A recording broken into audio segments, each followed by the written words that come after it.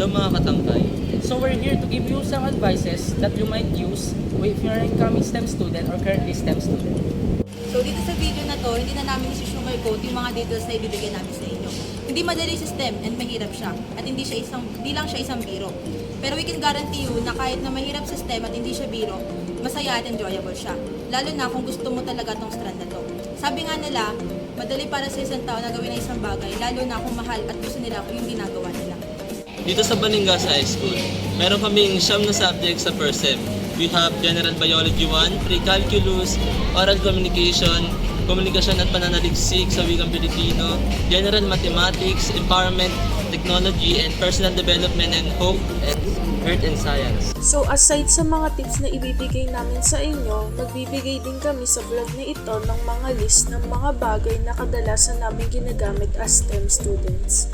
Lab coat or lab gown, cycle, periodic table, yellow pad, protractor, rulers, compass, binder, kape, file organizer, stationery, efficacent oil. Tips for you, dahil minamahal namin kayo. Sana all minamahal, di ba?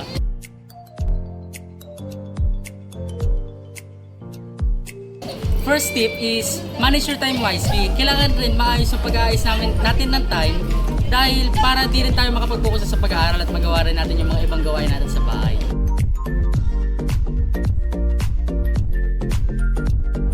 Tip number 2, advanced study. If you have spare time, mag-advanced study kayo. Gamitin nyo yung break and mga holidays to advanced study sa mga lessons ninyo. Pero it doesn't mean na gagamitin ninyo yung full break na yun or holiday to advanced study. Siyempre, give yourself time to rest pa rin kasi nakaka-burnout yun.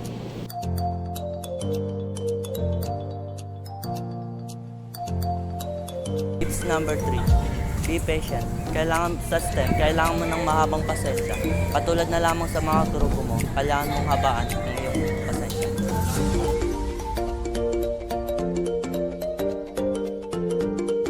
Number 4, don't pressure yourself. Kasi pag pinapressure mo yung sarili mo, mas lalo ka mental block or mahirapan ka mag-isip.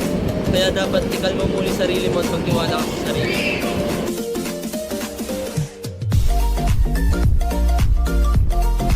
Tip number 5, try to go out your comfort zone. Ito na rin yung mga ulit taon natin as high school students. So, kailangan na rin natin umalis sa comfort zone natin. Kailangan natin maging mas active na kasi magagamit na rin natin yung konti na din yung taon na kakaabutin natin para makapag-courage tayo. Kailangan natin sumali sa mga competitions like sa English Man and Science Man.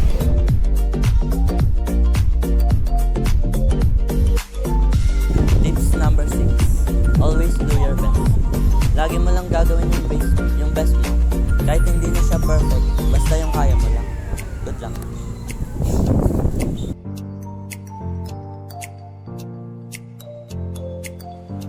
Tips number 7, always be positive. Always be positive. Huwag ka mag-iisip ng mga negative sa isip mo. Kasi pag nag-iisip ka ng mga negative sa isip mo, mas lalo kang papahirapan nito mag-isip ng mga tamang gagawin mo. Kaya always be positive para mas lalo itong makabuti sa'yo.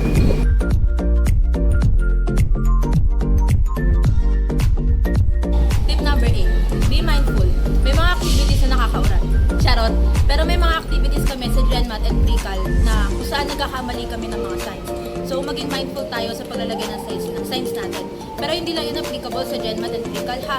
Siyempre sa mga upcoming mathematics subject na din, kailangan maging mindful din kayo sa mga science na gagamitin ninyo.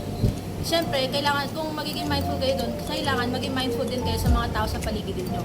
Some of your classmates might having a hard time on your lessons or may personal problems sila. So if napapansin nyo na there's something's off and alam nyo sa sarili nyo that you can help, try to help.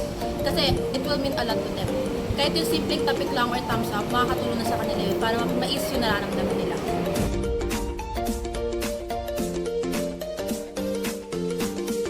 Tip number 9, seek companion. Maraming mga bagay na kailangan natin ng kasama. Sa grade 11 to senior high, mas marami na yung mga group activities. Kaya kailangan na rin natin matuto makipag-socialize sa ibang tao. Para magamit rin natin yun sa hinaharap natin.